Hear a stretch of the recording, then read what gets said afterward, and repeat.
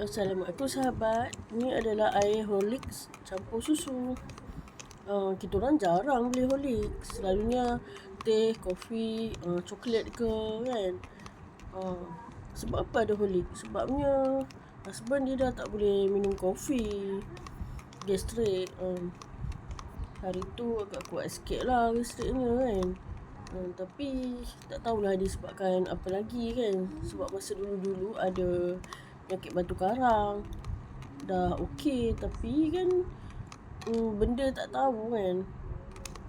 Masih ada lagi ke apa. Setahu saya batu karang ni dia boleh berulang kan. Okey guys. Ini nampak ni nak buang. Horlicks susu lah. Horlicks campur susu. Nak makan dengan biskut.